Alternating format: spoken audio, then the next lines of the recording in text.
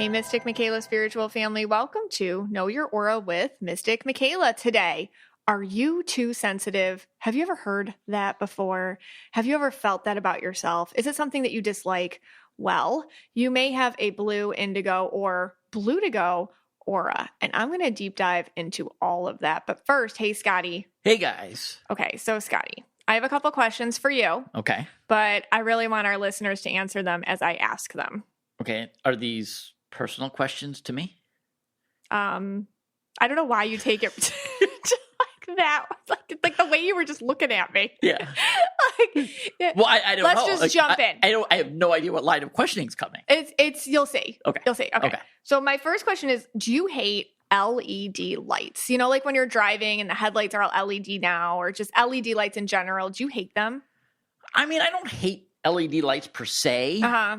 Sometimes I hate buying them because they're a little more expensive than the other light bulbs. Yeah, I don't mean that And way. I don't. Oh. I mean, like, do you hate, you know how they like burn into your eyes, or all the kids have them like in their rooms now? I can't stand it. Oh, yeah. I don't like the sticker ones. Okay. So that ruin the walls. I mean more on a sensory level, not on a destructive level. All right. So the answer to that would be no. Okay. But in general, LED lights annoy me. For different reasons, they annoy us. For me, they like burn into my eyes. Okay. I can't, and especially driving at night, like all the headlights and the stoplights. Yeah. Who made that choice?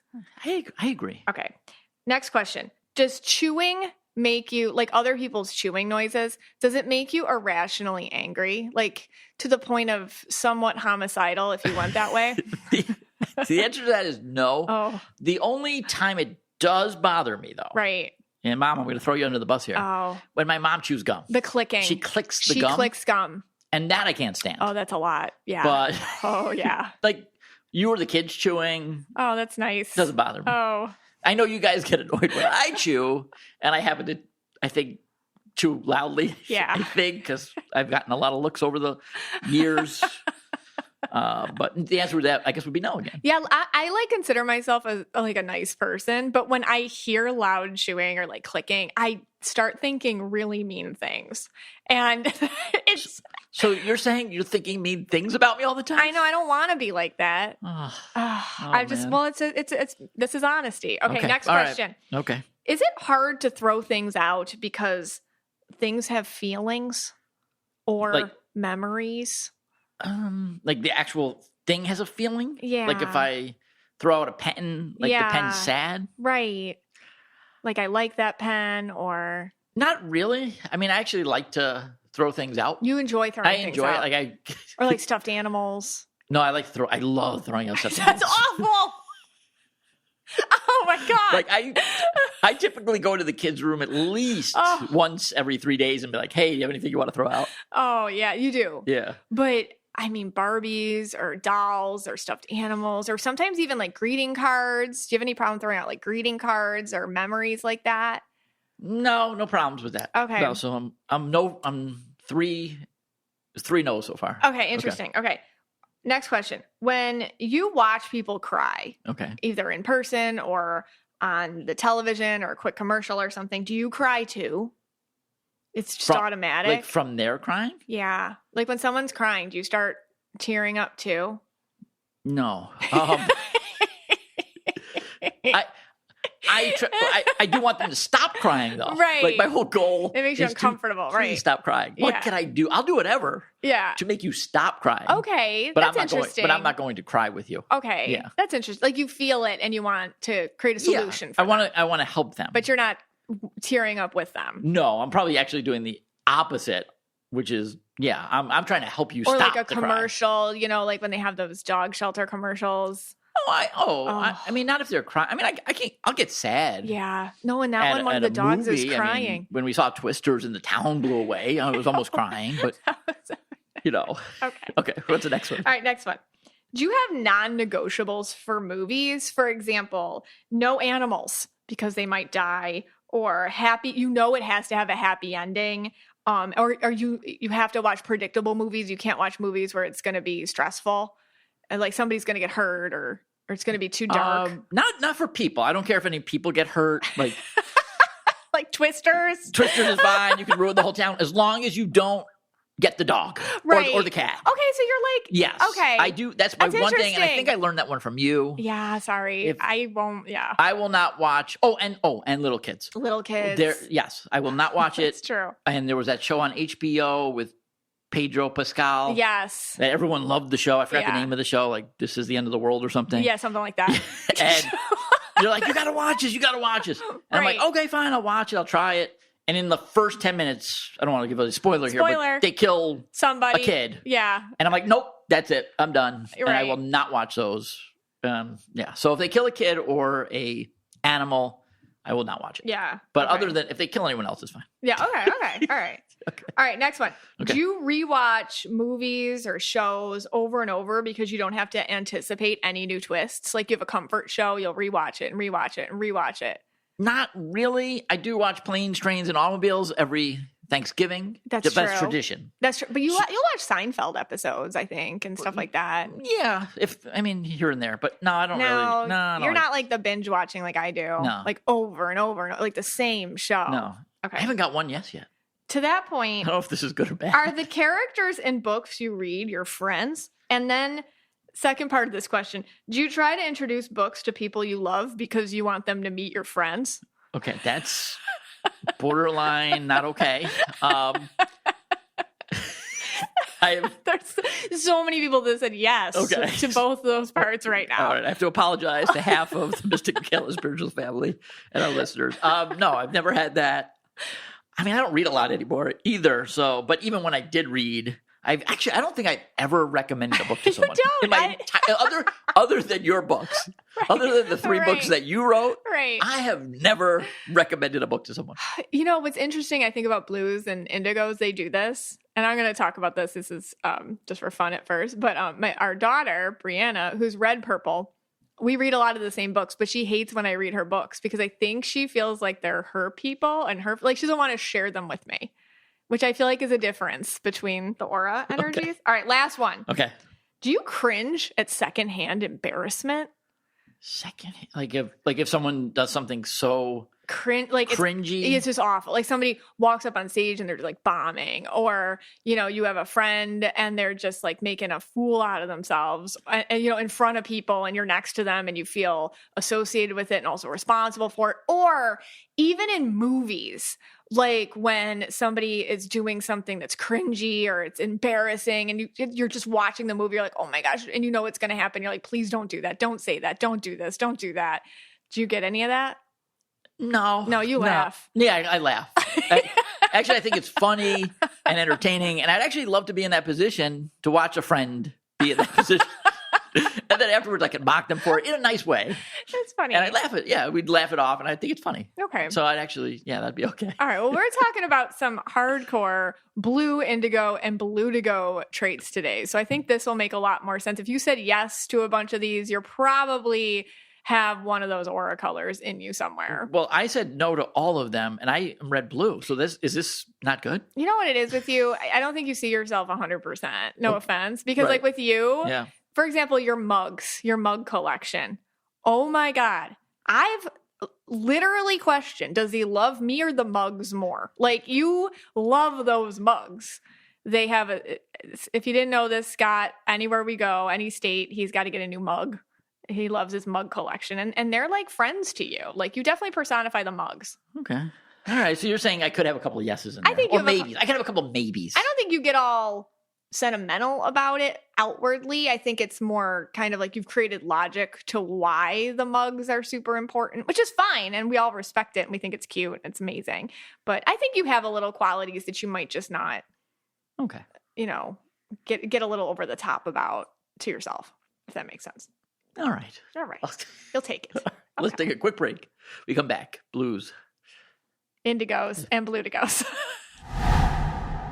Hey, Scotty. Hey, guys. So what do you love about our sponsor, HelloFresh? I'll tell you what I love. Okay, I can't cook, but my job is to go to the grocery store. Yes. And when HelloFresh comes, I don't have to go. I know. So it saves me a trip to the grocery store. Yeah. I always forget something when I go to the grocery store. Then I got to go back. So that's what I love about it. Yeah, we always buy more than we need, too. That's the other thing. Yeah, that's true. So I love how when HelloFresh sends you the portions, they're pre-portioned, they're ready to use. And I like that they're diverse. So Yes. each meal was different. You know, I had the sheep pan, Monterey Jack chicken, unfried chicken.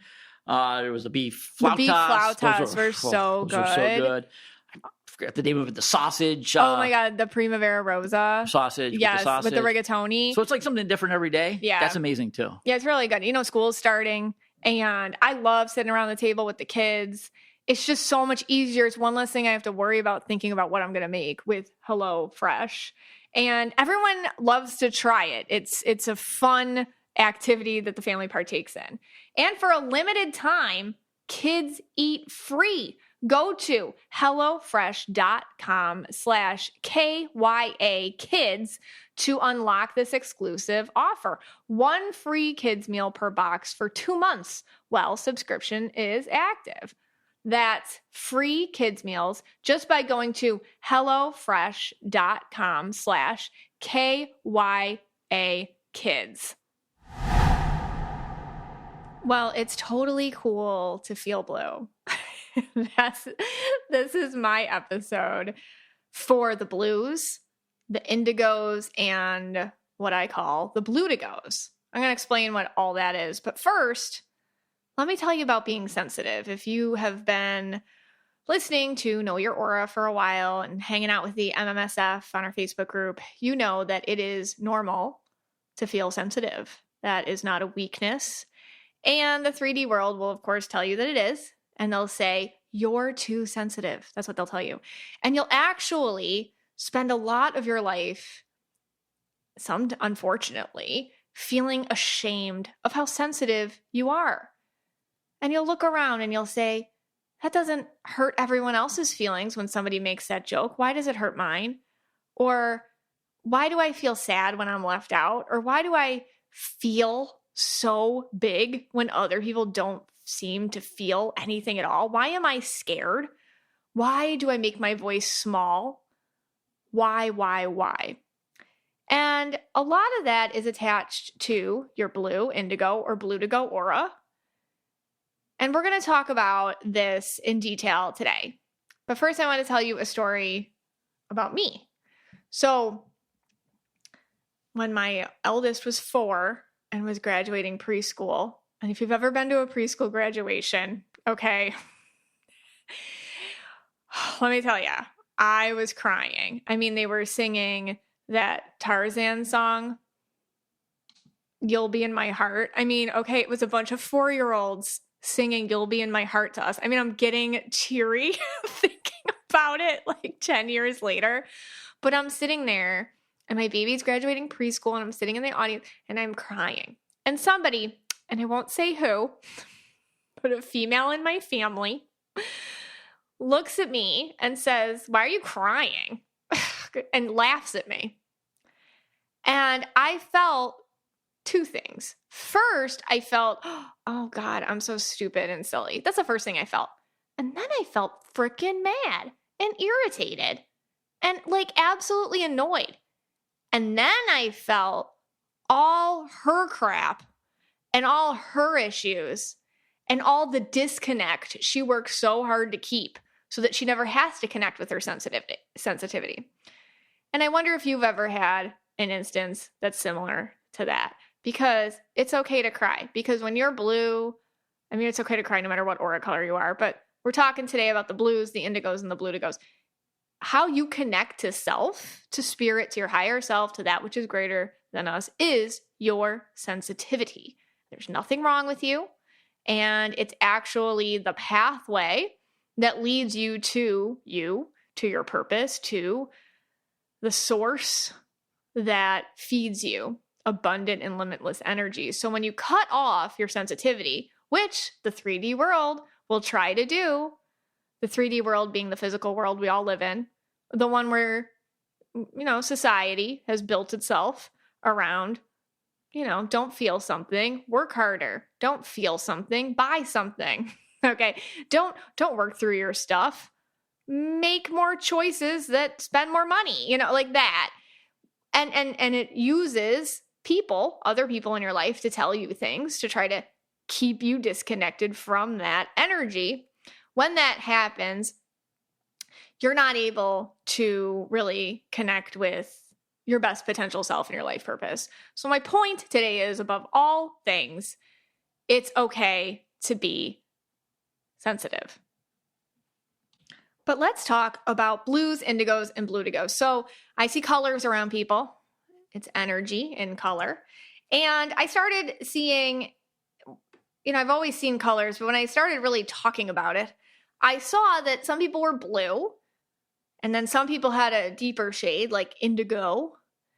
And then I saw that some people kind of carried the traits of both, and started calling that bludigo. Blue plus indigo equals bludigo, right? And I would say a lot of the stuff we're talking about today might apply to all of you, blues, indigos, and bludigos. So a lot of these things might be very interchangeable, but we're going to talk about some of the nuances.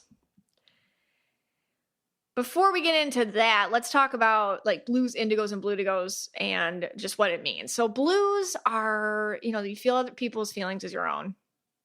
And I would say the biggest difference between blue and indigo would be bandwidth. So blues have a need to help others. Indigos have a need to help others. Blues have a higher capacity or a larger bandwidth in order to do that. Indigos have less of that, but they like to go deeper.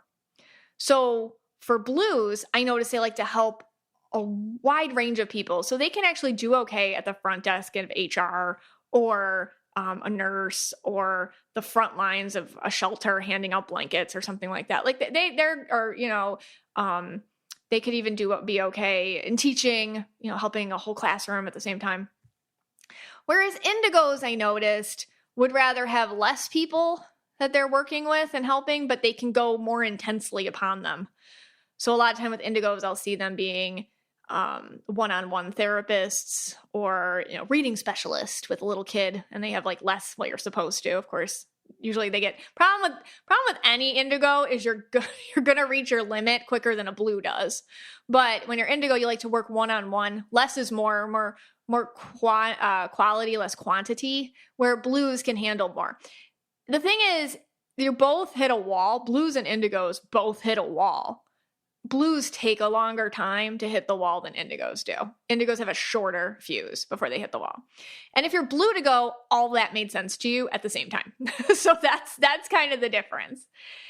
So those are the biggest differences between them. Sometimes it's easier to talk about the difference there than it is to talk about the similarities, because you, as a blue or an indigo, you may relate to a lot of this stuff, and definitely blue to go. But yeah, I would say bandwidth would be the biggest difference. So let's talk about, I asked you all, the Mystic Michaela spiritual family, I asked the blues, the bludigos, and the indigos some questions on our Facebook page. So I took a lot of what you guys said, plus I added my own, and let's talk about it. So I asked you guys, hey, what do you wish people knew? So let's talk about blues. Blues need you to know that they too need a hug, a cuddle, a pat on the back, a phone call, an invitation out. They need that too. Blues are always constantly, are you hungry? Do you want to get together? It's your birthday. I got you something. We should go out for your birthday. Like that. Your grandma's sick. Can I cook her something? Okay. Like blues are always like really thoughtful like that. And they sure would like you to do that for them too. The other thing blues want you to know is the worries pile up. They pile and they pile and they pile and they pile.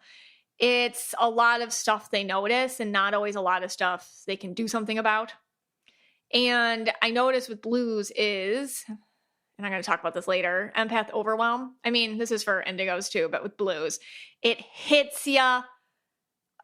Like, remember when I said you hit a wall, but it takes blues a longer time to hit that wall? By the time you hit the wall, you've had so many worries piled up in you. Usually you have some sort of a health situation. Now, I'm super not a doctor. I just see this all the time.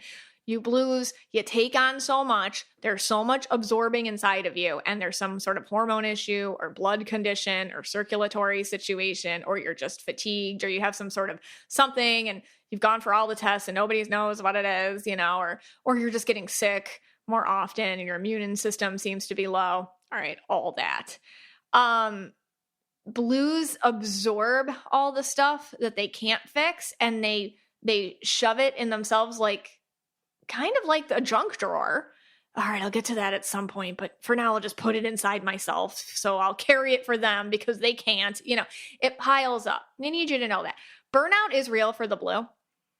I mean, how many blues have I met and talked to where they're doing God's work and they feel like they're doing nothing because they're so burned out?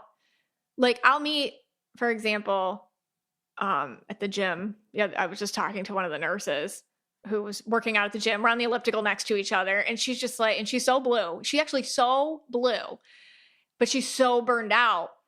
And because she doesn't find joy in her work right now, because she's too flippin' tired and overworked, she feels like a bad person. And I was trying to, she's, doesn't follow any of this stuff. So I'm trying to explain this without being like, you're blue, like that. So I'm trying to explain that without screaming "you're blue" at you. And I was trying to explain to her, you're burnt out, and your energy is so exhausted, you can't even take joy from it anymore. It's like an overflowing cup. So burnout is real for the blues, and you're not a bad person just because you can't find joy in what you're doing. It just means you're burned out. People take too much from you when you're blue. You let them. And you let them, and you let them, and you're real good at like, it's no big deal. It's okay. I shrug it off. It's okay. Like and then one day all of a sudden you feel like kind of really lonely and really like isolated and really like, oh, I don't have anything for me. It's kind of like that really sad book, The Giving Tree by Shel Silverstein. It's like, oh, you're like the stump and you're like, it's okay. I hate that book. Anyway, it's like that. Blues want you to know that crying's normal. Like they're okay. All right. That commercial that they watched, it made them cry. It doesn't mean they're a sad person or they're having like some sort of mental health episode. It just means they're blue and they're all right. And actually crying makes you feel better when you're blue. It just releases it. It's kind of like a little release valve. And then you feel like less intense pressure. You're like, oh, I feel better. And then you just go about your day. No big deal.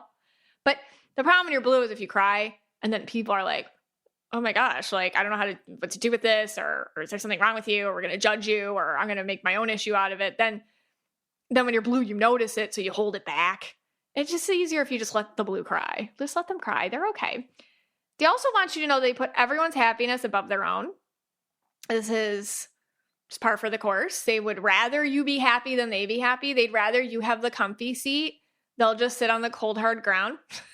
Like they'd rather that.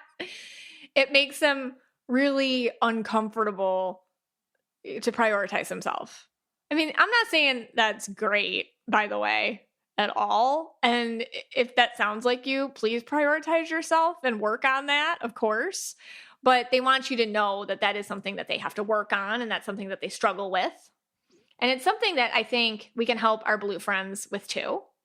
They want you to know they overthink. They lay there at night.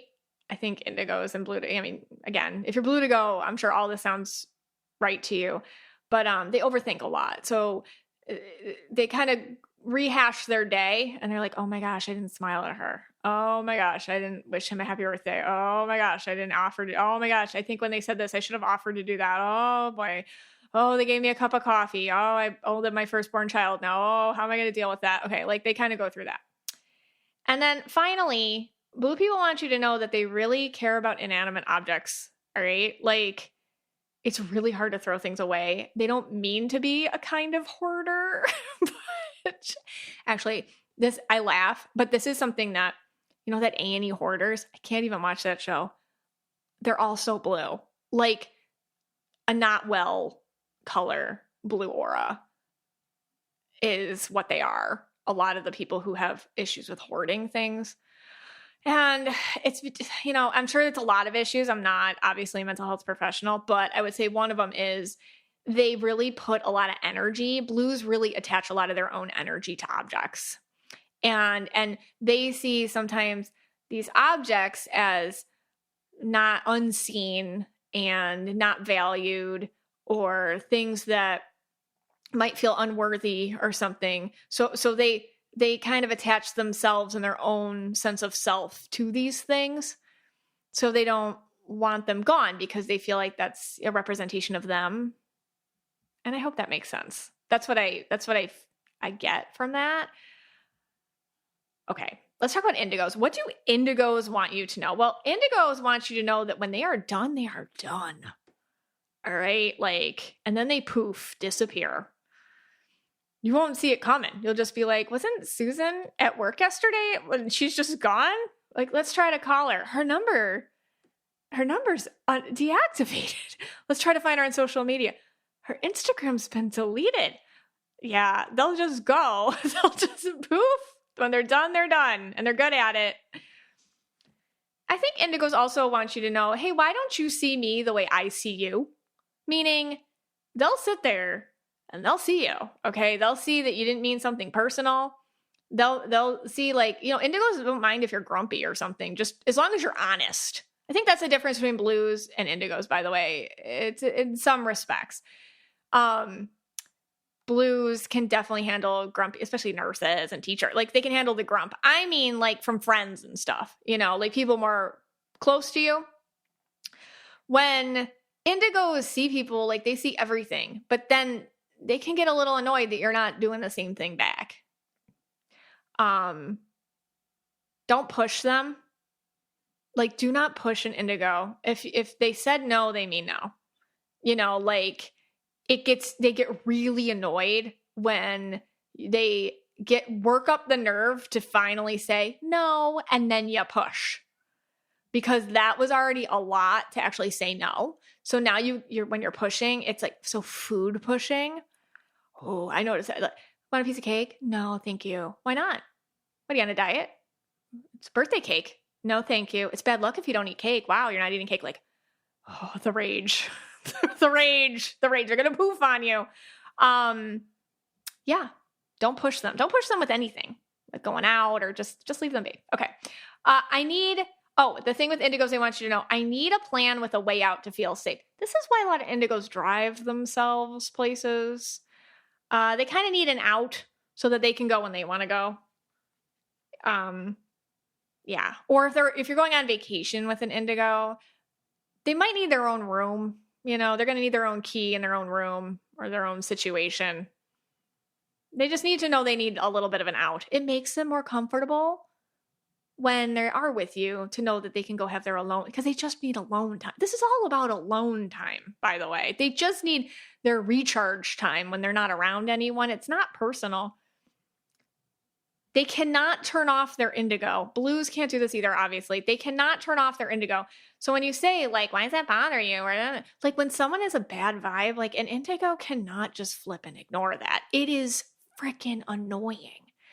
Like, when you walk in a room and there's one person with just, like, a sour vibe, like, and you feel me, indigo is what I'm talking about. Like, and some people, like my own husband who's red blue, would be like, what are you talking about?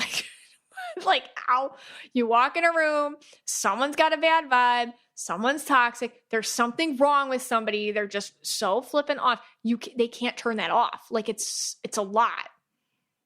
It's a lot. That's why I don't think you can see indigos on reality television, because these people on reality TV have to hang out with people they don't like for the show or to stay relevant or whatever. Indigos will not do that. They just cannot. Nothing's worth dealing with that. They do need to nap. Somebody on the one of you guys on the thread said, it's not a medical condition, I just need to nap. And I thought that was the funniest thing ever, because it's so true.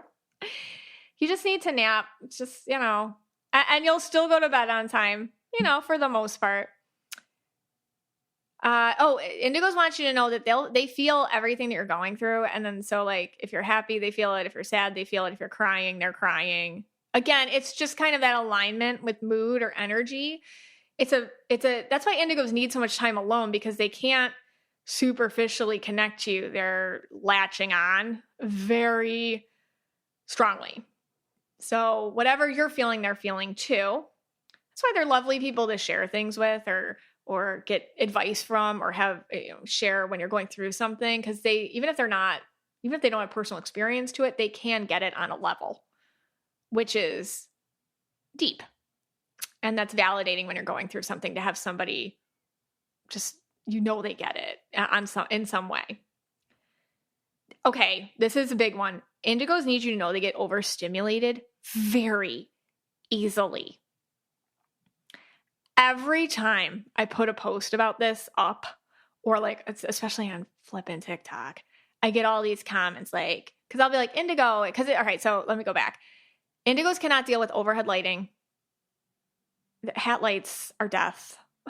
Like those lights like the big box stores and stuff, or office lighting. Oh my God. It's bad.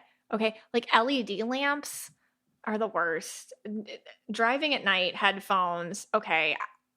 Headphones are necessary when you're an indigo. It just kind of keeps you separate or in your own space, because sounds like chewing, people's noises, disruption. Indigos can handle it if they get used to a noise. Like when I used to teach, I remember when I started teaching, like, and I think there's a lot of people like walking into the cafeteria of a middle school. It's amazing. Like you get used to it and then it doesn't sound like anything after a while. But like the first couple of weeks when I was getting used to that, I was like, oh my God, like my indigo was just killing me. It was killing my indigo. Like it was just like all the noises and stuff. And I didn't even know, but over time you'll get used to it, but it's a lot. You hear everything, you feel everything. Group chats, the energy in a group chat, you can just it just drains you. It can be a lot. So you get very overstimulated very easily. Also like social stuff and overstimulation, like when you don't know what to say, or we're all having small talk and something is going on like way deeper than the small talk, and you start getting like like that, like, and you can get really weird around people. That's an indigo thing. Like, I don't know what to say. I feel really awkward. I don't know what to talk about. Like that can be very indigo and can be, I think, misinterpreted as some sort of a social issue or a social phobia or a social, I don't know, awkwardness. I don't know what the word is, but it's really, I just see it as indigo. It's just, you're so sensitive to energy. Sometimes you just rapid fire and you don't quite know what's going on. And then you need alone time, and then you can handle it next time a little better. Indigos also want you to know they feel responsible for the vibe.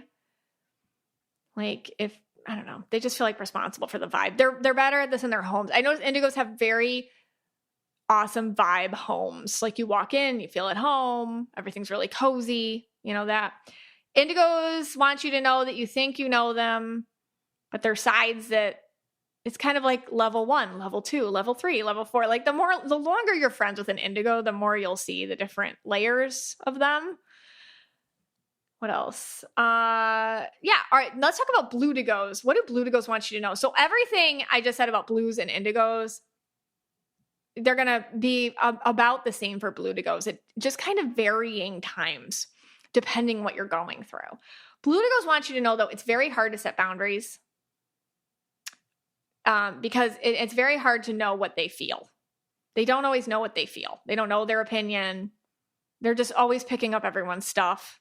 Sometimes it's like a crossfire of like energy, and they don't quite know what they're thinking. I feel like bludigos can get really confused, even more so than just blues or just indigos. I think bludigos can get confused. I feel like bludigos want you to know that I could do more is a constant nagging thought. Like I should do more. I could do more. What am I not doing enough of? That.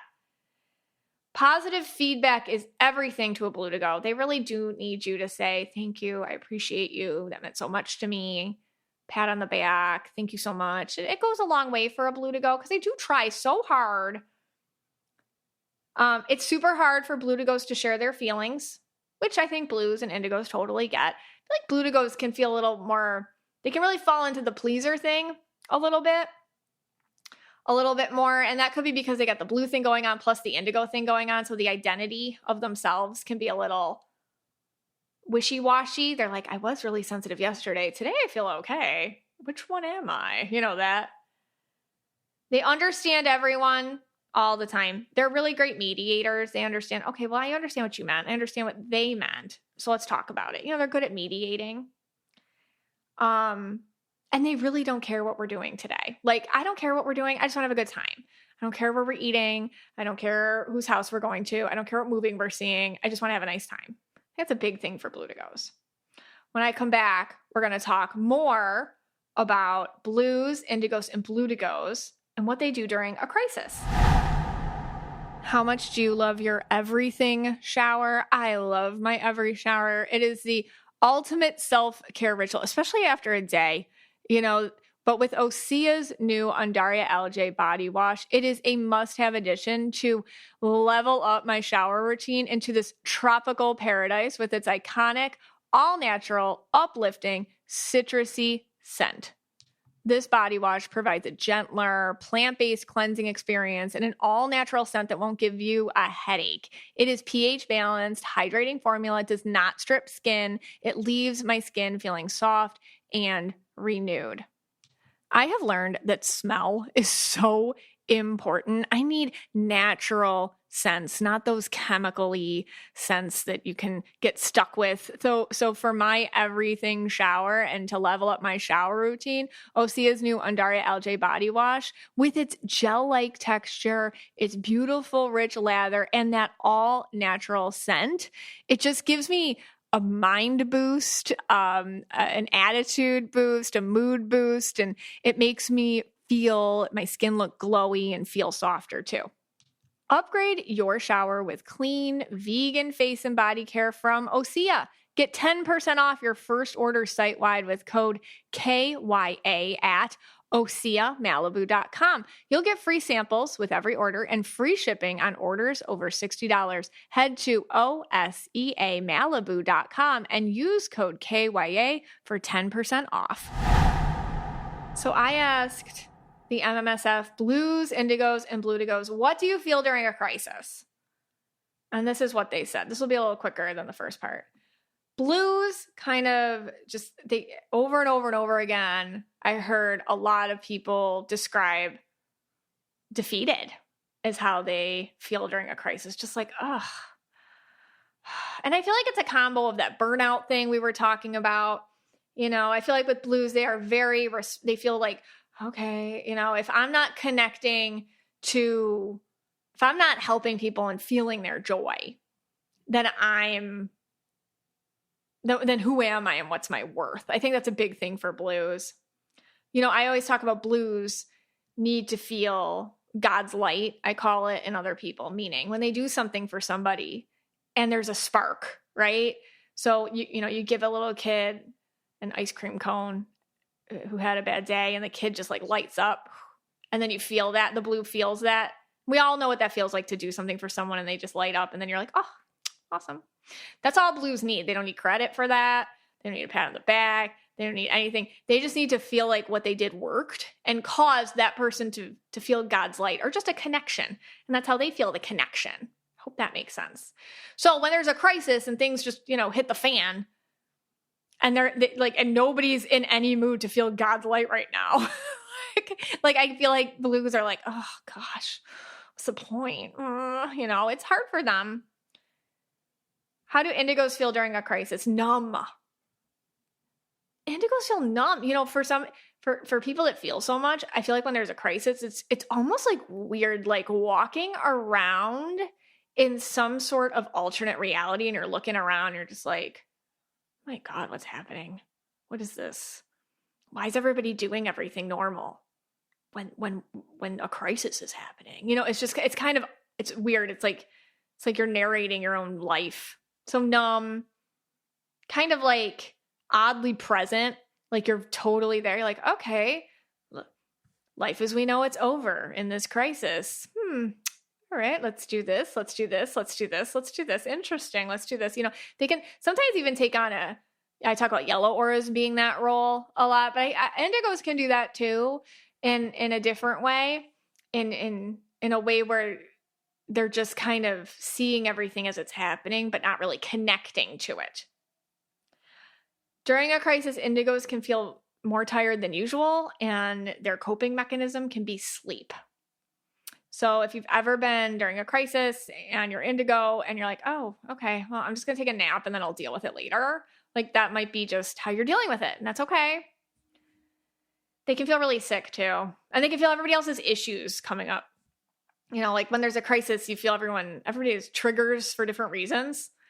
Like this one's something happened, and then this person's triggered from that event, and this one's triggered from a past, something else. And you just feel it like all erupting around you. And you're just like, oh God. How do bludigos feel in a crisis? Confused. I feel like bludigos really resonate with the confused thing. Like, am I supposed to do this? Am I supposed to do that? Am I supposed to feel this? I feel like if you're bludigo, like, stop questioning. My advice to you would be, don't question so much about what you should be feeling or should be doing or should be experiencing. Just be present with whatever it is and just give yourself a hug and a pat on the back for that. You don't have to be anything. You don't have to feel anything. You don't have to do anything. Just whatever it is, it's fine. Bludigos can also feel like, hey, what's my role here? Like, what am I supposed to do? What should I do? Immediately jumping into, okay, what should I do? Like that. So what's my job?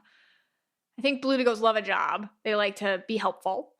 So during a crisis, they do attempt to be helpful. Worker bee, they give them they love a project. Okay, I'll do this. Okay, I'm in charge of this. Okay, I'm in charge of this. Okay, I got that. They'll get like one corner figured out, and then you do not have to worry about that. During a crisis, if you give a bludigo a job, like you will not have to worry about that job. Okay, family's in a crisis. You have to watch all the kids and pick them up from school and get them ready for school. Got it. I'm your person. And then you never have to worry about that. And everyone was happy. And that corner of the universe, even though the life was in crisis, that corner of the universe is fine because the bludigo will put all their energy into that. And I love that. I love that about bludigos. And during a crisis, bludigos can feel very invisible to that point where they're busy bee. You give them a job. They're like, okay, they do it so well. You don't even worry about it. You might even forget to thank them. They did it so well. So they can feel invisible during a crisis. So if you can look back into times where your life kind of fell apart and maybe a bludigo did something. I remember when I was a kid, my mom was really sick when she had my sister, and I was raised for a while by one of my cousins, and my cousin June, and she was such a bludigo. I remember seeing that color around her. I was probably 5 years old. I remember seeing that color around her, and man, I had a great time with. I didn't even know. Like, I knew mom was sick, and I knew I couldn't live with her, and I knew something bad was like, I remember it very clearly, but I also remember June being so great, and she made me sandwiches. We had a nice time, and she was just, I lived with her, and she was like awesome. I had bludigo, right? Like, she made it light, and she made it okay, and she made me feel comfortable. That's what bludigos do. And then like, just thinking about it, I'm like, I don't think I saw enough of June. I'm like my age now, and I'm like, June, thank you.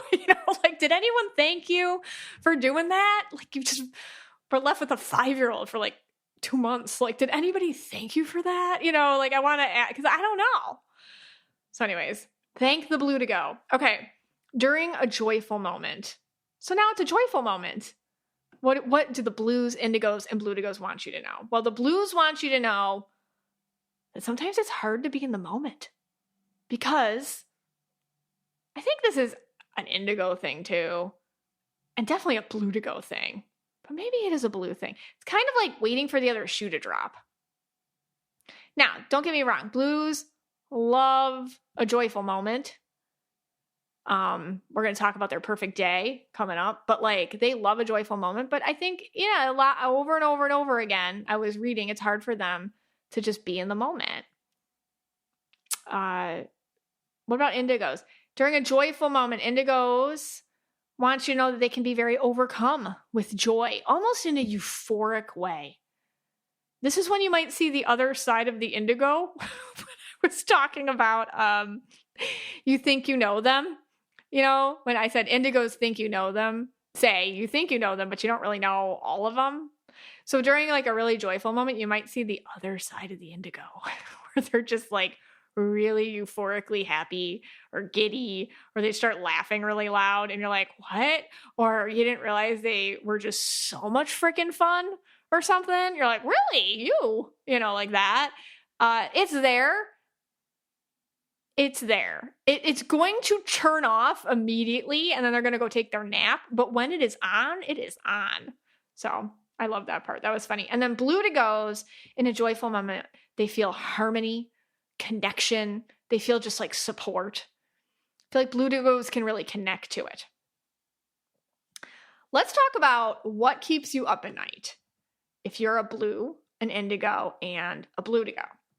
So if you're a blue, I kept reading worrying about family. Blues are worriers. You guys are.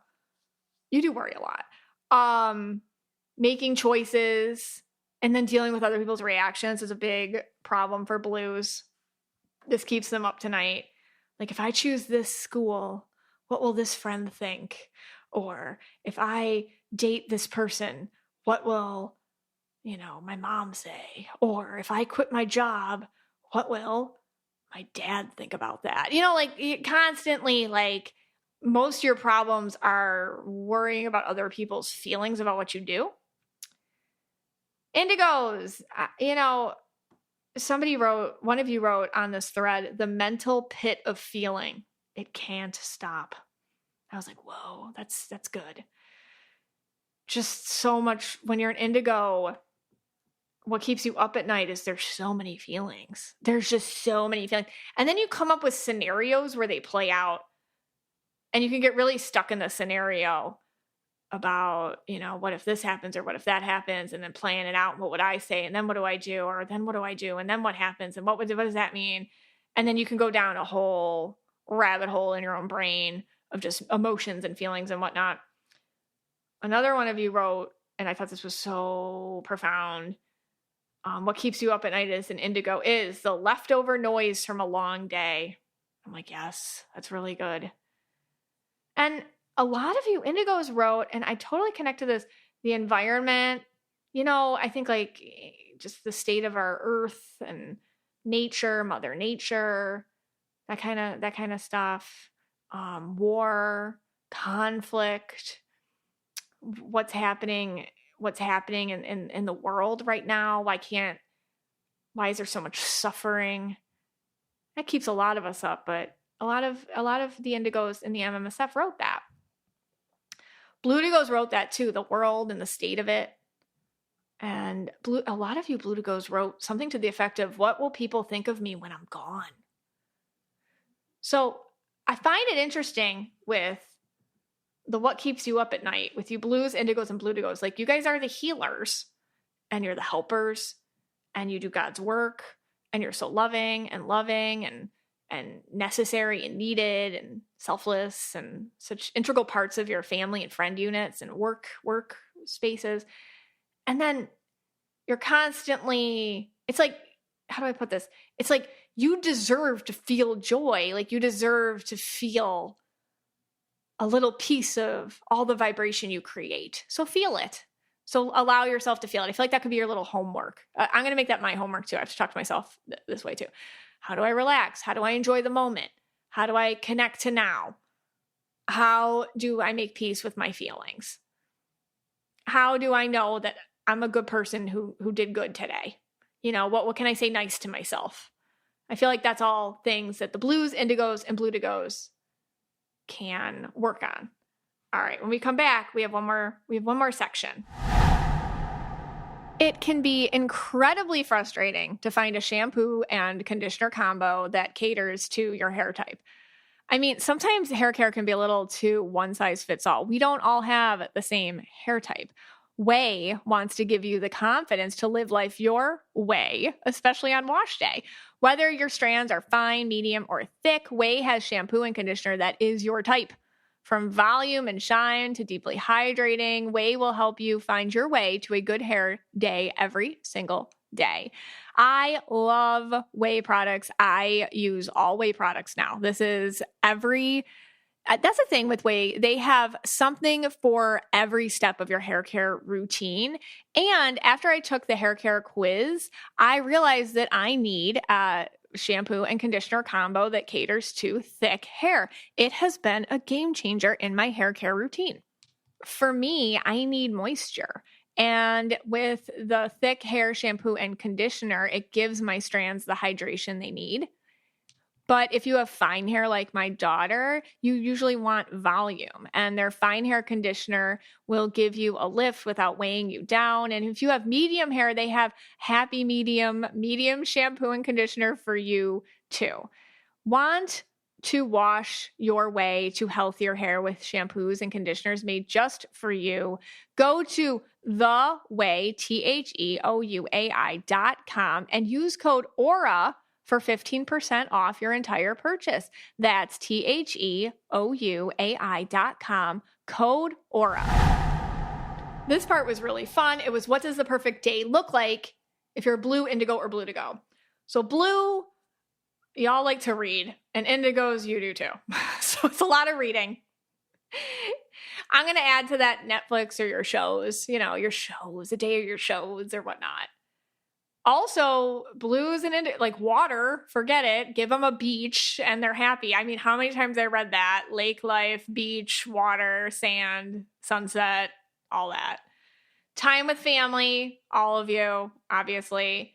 All right, but let's go to blues. Blues love to feed people. I mean, they actually like to feed people. I'm an indigo and I am forced to feed people because I had children. But it's not anything I connect to. If I could just feed everyone cereal, I'd be super happy. Okay, that's where my purple's leading there. But anyways, blues do love to feed people, and thank God for blues. And man, do I love a blue friend, because I love to be fed. So thank you, blues. They actually love feeding people. Apparently, it's part of your perfect day. Well, aren't you great? Okay. Indigos, also, a lot of you mentioned animals, like pets and your dogs and things like that. And then bludigos were all about like friends. I think bludigos, you guys wrote this a lot. Some sort of chill routine, like a happy routine, like a walk, not a run. Like we walk, we go out for drinks, nothing crazy. We sleep in though first, and like that. Like we don't go anywhere too fancy, but we go out. It's kind of like a chill, happy routine with friends, fun crowd, same energy, no conflict, no drama. Perfect day for our blues and indigos and bludigos. Funny enough, like the indigos didn't mention so much other people involved in their perfect day, which I do think was funny. Okay, we got to talk about a couple things. This is for all of you. We're going to talk about the indigos first. Then we're going to talk about victim blue. Then we're going to talk about empath overwhelm. And then we're going to talk about what I call so indigo you don't know you're indigo. Talked about all these things before, but I feel like this is a good episode to rehash these things too. Indighost. All right, let's get a handle on that. I came up with indighost because the whole thing, like indigos, when they're done, they're poof gone. Like the change the number thing. I'm not joking. Like that's what they do. I think it happens for a couple of reasons. And I'm not saying it's not a nice thing to have happen to you, by the way, if you've ever been indighosted. It's actually really hurtful. And I get that. But let's just talk about why it happens. Indighost, it's like, I think there's something in psychology, if there's some psychological term called the door slam or something. All right, it's kind of like that. It's just like when you're done and you're not going to explain it. A lot of times indigos are very perceptive of the people around them. So when they're done with somebody, when they do an indighost, which just means they just abruptly leave a situation, relationship, or environment without any explanation as to why, and they do not follow up for closure. So like I said, indigos are very perceptive, so they might understand that anything they say will not be understood or accepted, so they're just not going to bother. Also, before an indigos, they probably tried really, really, really, really hard to not do this before they do it. And finally, it can also be a way to retreat, just to heal rapidly. Like indigos can be little mini indighosts. Like when my cat died, I did a bit of an indighost on a lot of things. My text messages were like, oh, sorry, didn't get back to that for a while. But That was just like a mini indigo, because sometimes indigos just kind of disappear. They hermit for a while and then they'll come back. So that's like a mini indigo. It's not about you or anything. It's about them just needing to like get their head on straight and their energy okay before they go back out there. But indigos are usually when they're done and they know the person that they're done with isn't going to get it, so they just disappear, and they just have no need to give any closure on it. They're just like, I'm done, bye. And they don't even say that, they just disappear. So that is an indighost. Yeah. Victim blue, I say this a lot. It's if you're blue indigo or bludigo, you've probably been victim blue at some point. Victim blue is and it doesn't mean, I do not apply this to actual victims. Like if you're a victim of something, it's like, oh, victim. No, this is like when you're kind of in that mood and you can laugh at it a little bit, where you've ever been in that, like, everything happens to me. Oh, what was to me? Why am this always happens to me? Like kind of that is the vibe of the victim blue. You may know someone who lives in this state. I'm not saying visits it every once in a while because you're going through something. I mean, lives there and has just made this their identity. And those people are very difficult to deal with because everything becomes a setup. I'll do readings. And every once in a while, you give me somebody and I'll be like, oh, they're a little victim blue. And they're like, yes, they are. That just means that you can't do anything right. You're never going to win because they need to stay in a victim mode. They don't know how else to be. So everything can be like a setup or a game. You didn't, it's the holiday. If you didn't offer to bring something or offer to bring the right thing or show up a certain way or call everything's just, it's like playing chess with somebody. Like, oh, don't get mad at me. That's like dealing with a victim blue. So victim blues are when somebody is feeling why it happens initially is when you're blue to go indigo, you can feel everyone's feelings way too much, like a lot. And then if you're not understanding that you have this ability, and just because you can feel other people's stuff doesn't mean you have to do anything with it. Like that's a choice. Like you don't have to, it's not your responsibility just because you feel it. However, you're just inundated with everybody else's feelings all the time and you're taking them personally. So it's like, why, I think when you're victim blue, what happens is you've created some link between how people feel and your responsibility for it. Therefore, if someone's unhappy, it's your fault. And then you feel like that's what they're saying. So if somebody's unhappy and you feel that, you're making some sort of link in your own mind. Oh, they're against me, or they think I'm not good enough. So it becomes more of a worth situation. And I think when you're victim blue, you just notice, like, what the frick? Everyone's always selfish, man. Like, why is everybody so selfish? Why can't, I'm always looking out for everybody. Why aren't they looking out for me? Like, you'd start getting, like, annoyed about it. And then you start seeing that pattern more and more and more and more and more. And then they start taking it out to, like, I don't know, like something happens at a restaurant and somebody didn't give them their ranch dressing. The server didn't give the ranch dressing. And then all of a sudden the victim blue comes out.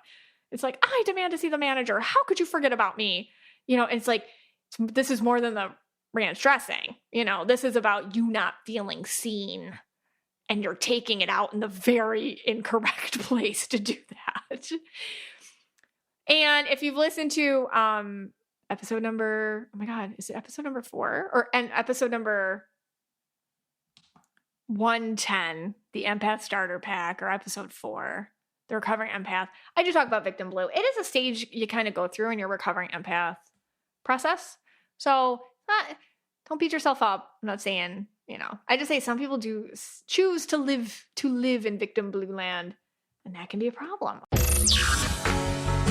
Hello, podcast fans. If you're looking for a new podcast, if you enjoy articles, books, pop culture, and hilarity, try listening to the Brain Candy Podcast. That's right. The Brain Candy Podcast has over 500 episodes of educational hilarity to satiate your learning needs. Just search for the Brain Candy Podcast on your podcast app or click the link in the show notes. Okay.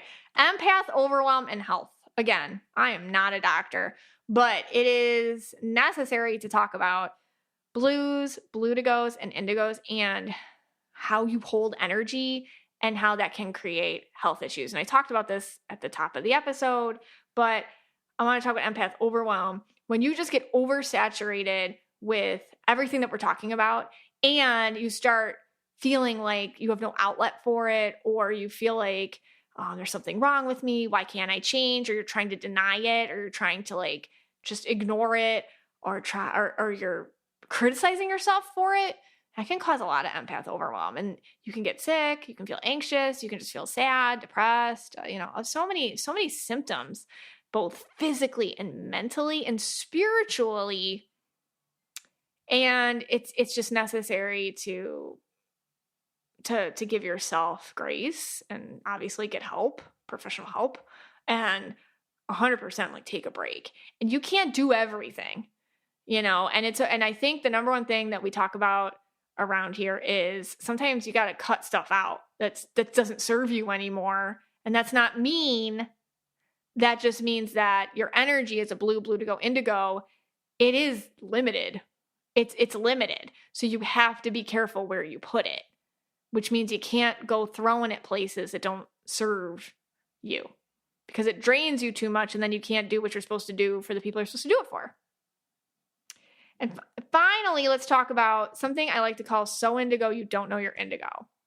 And honestly, I could also call this so blue you don't know you're blue. Like over on the Instagram and stuff, sometimes and I got you guys saying it too, thank you. You'll have like a newbie come in and they're like, I feel like I'm every color. And it's like, oh, or you're blue. You're probably blue. That means you're blue, And now I see you guys commenting too. And I'm so thankful when you guys help the newbies out. They're like, I feel like I'm every color. It's like, well, you're probably blue, and that's true. So blue, you don't know you're blue. So indigo, you don't know you're indigo. I think I say this in readings a lot. You're only in your brain. If you could visit other people's brains, you would realize they don't think like you. All right. So when you're blue or when you're indigo or when you're bludigo, you're noticing a lot more stuff about people's feelings and where they're at emotionally than anyone else is. I'm telling you that right now. And you might think that that's normal. So when I say you're really sensitive to other people's feelings, you're like, what are you talking about? Because you don't realize that is not, what you're doing is, it's your status quo, but to other people, it's not. And then also when your role in the family was to be that, and then you don't even know how it can sneak up on you.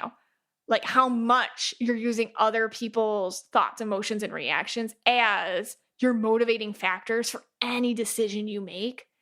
You might not even realize that link going on. Like, oh my God, I haven't done one thing for myself my entire life. Everything I do is out of fear, or out of fear that I might rock the boat in other people's emotions.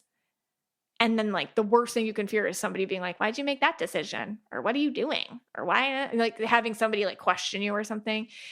So that's why we have to pay so much attention to our energy, because you don't want it to, sneak attack you. And that can happen when you're so blue, you don't know you're blue, or so indigo, you don't know you're indigo. I would love for you to continue sharing over on the Mystic Michaela Spiritual Family page. We have the thread for this. The dedicated thread is in the featured section. So you can contribute to that or just contribute wherever. And we'll be right back.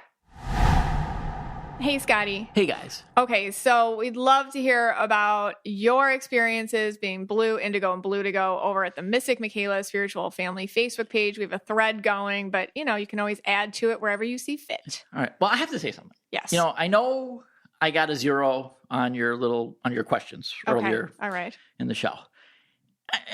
It's kind of bothering me because I felt that this was my blue to go summer. Oh, instead of a brat summer. Yeah, I didn't have a brat summer. I felt I had a blue to go summer. Okay. I really did. I thought I kind of like let the red go a little bit. All right. And until the Olympics came and then the red came back. But that's another story. And, I feel like I was like really blue indigo this summer. I'll even tell you why. Tell us why. Okay. Well, let's see. Let's start. I let people make plans that I went to. You did. That is rare for me. That's a big deal. That is a huge deal. Yeah. I never go to things that I don't plan. That's true. And all summer, I was going to things that I didn't plan. I That's went to correct. Disney this summer. Yes. Disney Typhoon H2 Lagoon. Glow, whatever that thing. The The Typhoon water park. Lagoon. Yeah. I mean, that, without a fight. I can't believe there you was went. minimal fighting on that. I was like, all right. Yeah, that's That was a Bludigo, right? shocker. Yeah, I mean, what else? I did another sound bath. You loved it. I went to a sound bath on the beach. Yeah. I even had Reiki. Is it Reiki? Yes. Reiki, yeah. One of the ladies at the sound bath did Reiki. She touched me. Yeah. She touched my head. She touched parts of me. Okay. You know, not Jumanji. Come on, people. She touched, upper parts. Okay, son. And- The way you say things. Okay. And for me, like, to allow that to happen, that's Bludigo. She touched the temples on your head. I don't think she touched anywhere else. Yeah, she did. No, she did. Oh, really?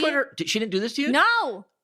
She put both her hands Like on your heart chakra? on my heart. Yeah. Wow. She didn't do that to you? No, that scares me now. Yeah. I don't know what she sensed. That's I don't think anyone else had that. seriously? Yeah, you had like an extra. She must have been worried about you. Oh my gosh! Oh, All right, Lord. now Maybe because you're Bludigo. Maybe because I was blue. She was just feeling that heart chakra just open. But the thing that I think really puts this over the edge, this Bludigo summer that I had, was I went to, and this was not my idea. I did not plan any of this. I just went to an Edgar Allan Poe poetry reading by, I don't know, quasi poets. I don't know what they were. Yeah. But I went to an Edgar Allan Poe poetry reading.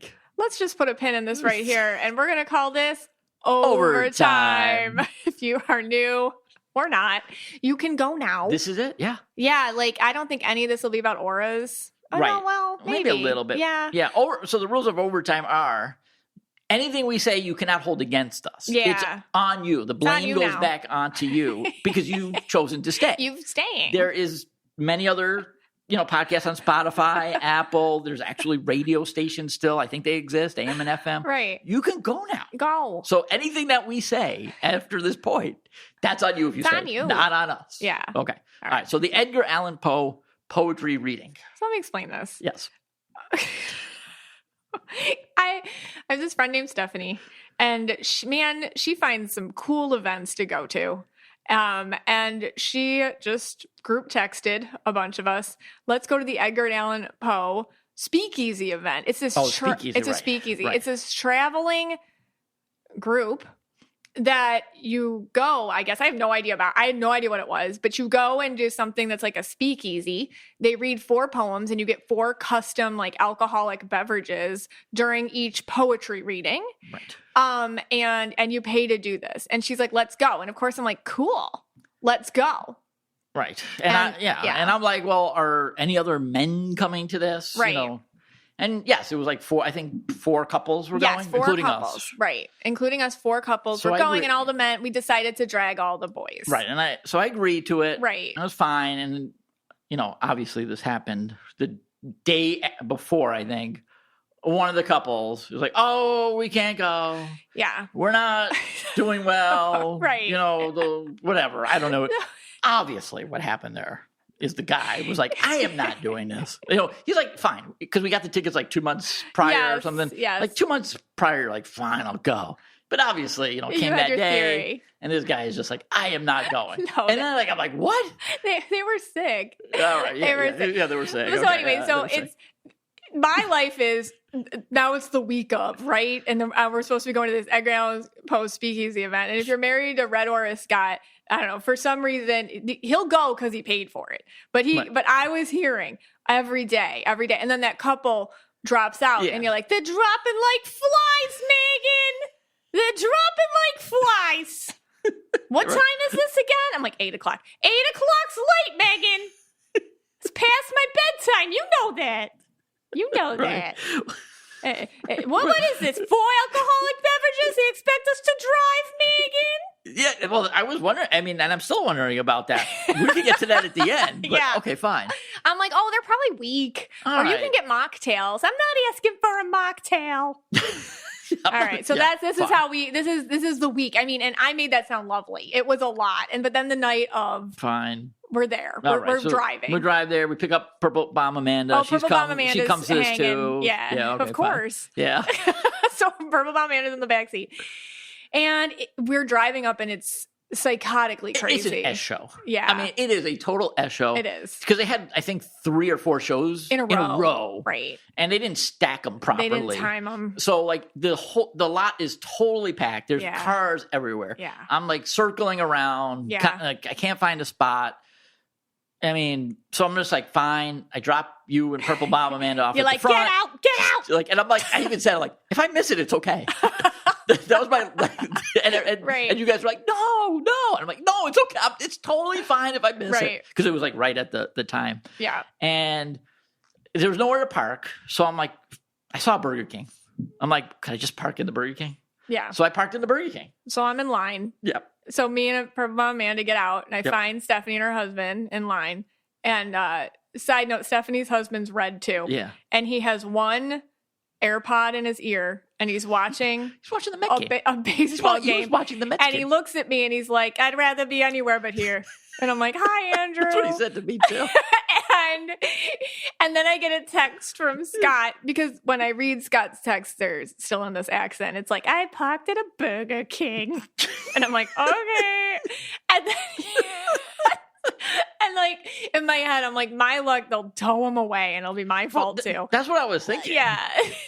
So, but just show up. You get there. I'm in the line. It's like 100 degrees out. Oh, it's very hot. It's really hot. Everyone's like stuffed in. Yes. The people haven't left the other show before us yet. Because we're the 8 o'clock show. They were probably the 6:30 show. So we're just waiting there. There's, Andrew, the husband. He's watching the Met game, telling me like how horrible this is. And his wife Stephanie is right there, and he's like, "This is our idea." And I'm like, oh. Yeah, but Stephanie's yellow. And she's like, I don't care. Like, that was my idea. Yeah. And go ahead. No, you go. No, like, okay, so you have to set the stage. Okay. So everyone's in line. I mean, yes, if people are on top of each other, like touching, because I don't know why. It's a human behavior. It's like, why does everybody have to touch each other in line? It's weird. Yeah. There's more than enough room. So the door's open. You find out that there's only 5 people running this entire event, by the way. And I'm not exaggerating. No, it's true. Yeah. It's 5 people. But they do give you a drink right there. Yeah. And so we sit down. It's fine. So I have to set it. So there's a stage. It's very dark. There's a lot of mood lighting. And the way that it's set up is it's just lines of folding chairs. Like if you were in a school cafeteria, like a lot of which is fine. It's just like a lot of folding chairs. So I just have to set it up because this makes sense. It's Purple Bomb Amanda, me, Stephanie, this other couple, Jules, and her brand new boyfriend. Lucky guy. Yeah, it was like so polite and sweet and yellow aura. Yeah. And like, this is great. Everything's great. Like, because they're new. And then like the rest of us aren't. So, and then there's Andrew and then Scott at the very end. Yeah, I took the final seat because they put the chairs real close together, real tight. So I'm the only one like sitting sideways. Like everyone's sitting facing the stage. I took my chair because I could move them and I put it sideways. Yeah, so I get more room. Right. And Andrew's watching the Met game the whole time. But anyway. Yeah, so and they give you a drink to start, which is very good, and that was it's strong. Smart. It was a good drink. It was really good. So anyway, the crowd is English teachers, I'm pretty sure, and English majors. Like a lot of, I would say, like greens, a lot of indigos. Yeah. Edgar Allan Poe himself was a purple blue. Yeah. So just to set the mood for, and I never really appreciated his poetry before. Me neither. Still don't. No, but now I do.